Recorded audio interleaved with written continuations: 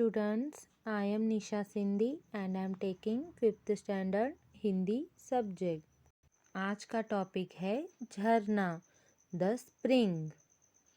तो बच्चों, पिछली क्लास में हमने झरना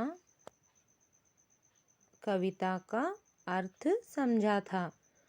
तो आओ अब कुछ शब्दार्थ सीखते हैं। शब्दार्थ मीनिंग्स: छाती, सीना, चेस्ट, राह, रास्ता, वे, WAY, वे, उल्लास, प्रसन्न, हैप्पी, उत्साह, जोश, करेज, चूर करना, तोड़ देना, टू ब्रेक, झकझोर, हिला देना, शेकिंग,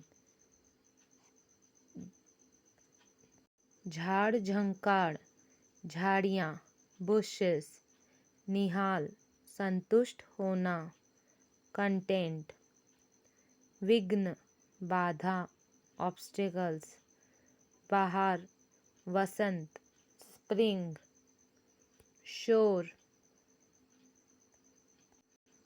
कोलाहल, नॉइस, गान, गाना, सॉन्ग, आराम, विश्राम, रेस्ट, मंजिल, लक्ष्य, एम, जग, संसार, वर्ल्ड।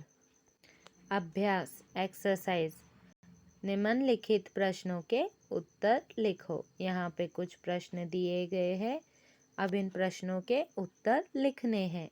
पहला प्रश्न है, झरना कहाँ से निकलता है? झरना कहाँ से निकलता है? उत्तर है, झरना पर्वत से निकलता है। झरना पर्वत से निकलता है। अगला प्रश्न है, झरने को रास्ते में किन किन मुसीबतों का सामना करना पड़ता है? उत्तर है, झरने को रास्ते में पेड़, पहाड़, झाड़, झंकाड़ जैसे मुसीबतों का सामना करना पड़ता है। झरने को रास्ते में पेड़, पहाड़, झाड़, झंकाड़ जैसे मुसीबतों का सामना करना पड़ता है। तीसरा प्रश्न है, मंजिल तक पहुंचने के लिए झरना क्या करता है? उत्तर है, मंजिल तक पहुंचने के लिए झरना कभी आराम नहीं करता। मंजिल तक पहुंचने के लिए झरना कभी आराम नहीं करता। अगला प्रश्न है, झरना क्या करता रहता है जो वह आराम नहीं कर सकता? उत्तर है, झरना जहाँ जहाँ भी बहती धारा छा जाती है वहाँ बाहर चलना ही उसका काम, इसलिए वह आराम नहीं कर सकता। अगला प्रश्न है, झरने से हमें क्या सीख मिलती है? उत्तर है, उल्लास लेकर खुद मंजिल तक बढ़ना झरने से हमें सीख मिलती है। उल्लास लेकर खुद मंजिल तक बढ़ना झरने से हमें सीख मिलती है।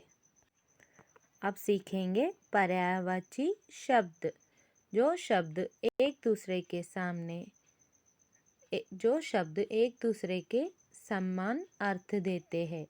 जो शब्द एक दूसरे के समान अर्थ देते हैं उन्हें पर्यायवाची शब्द कहते हैं।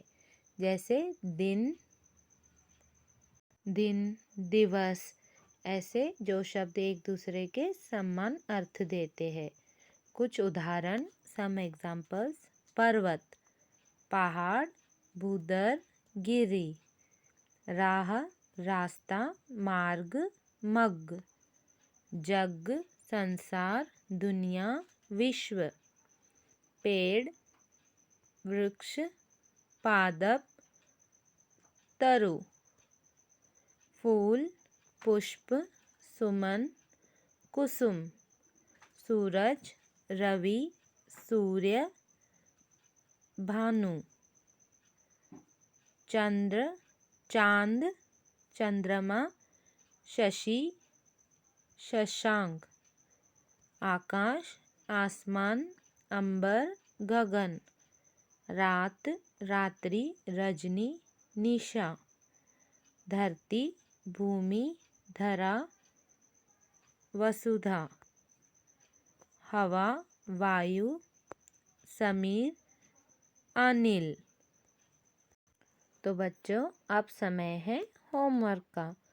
पंक्तियाँ पूरी करो। Complete the lines of the poem. यहाँ पे कुछ कविता की पंक्तियाँ दिए गई है। इन पंक्तियों को पूरा करो। Complete this lines of the poem.